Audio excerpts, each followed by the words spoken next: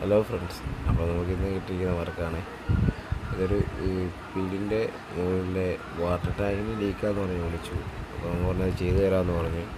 കാരണം ഇത് cement കൊണ്ടുണ്ടാക്കിയിരിക്കുന്ന water ടാങ്കാണ്. അത് ഏകദേശം 10,000 ലിറ്റർ വെള്ളം കൊള്ളുന്നതെന്നാണ് വീട്ടുകാർ പറഞ്ഞിരിക്കുന്നത്.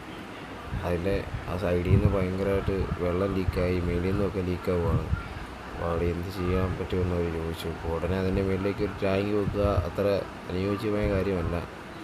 അതുകൊണ്ട് ഒന്ന് ശരിയാക്കി തരാമെന്ന് ചോദിച്ചു. അപ്പോൾ നമ്മളവിടെ ചെന്നു. നമ്മൾ ചെന്നപ്പോൾ അതിൻ്റെ മേളൊക്കെ ആദ്യമേ വൃത്തിയാക്കണം. അവിടെ ഇങ്ങനെ ആലൊക്കെ പിടിച്ച് നിൽക്കുമായിരുന്നു ആ ടാങ്കിൻ്റെ സൈഡിൽ.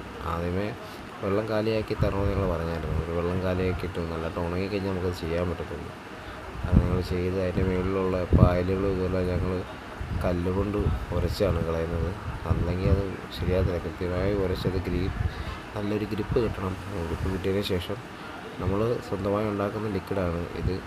ഒരു പശയാണ് നമ്മൾ ഉണ്ടാക്കുന്നതാണ്. അത് ലീക്കേജുള്ള സ്ഥലങ്ങളിൽ മാത്രം ഒഴിക്കുമ്പോൾ വൈറ്റ് കളറായിരിക്കും. പക്ഷേ നമ്മളത് അടിച്ച് വരുമ്പോൾ ലീക്കേജുള്ള സ്ഥലങ്ങളിൽ മാത്രം അത് നീല കളറായി വരും. നിങ്ങൾക്ക് ഇത് കാണുമ്പോൾ നിങ്ങൾക്ക് മനസ്സിലാവും ആ സ്ഥലങ്ങളിൽ നീല കളർ വരുന്നത്.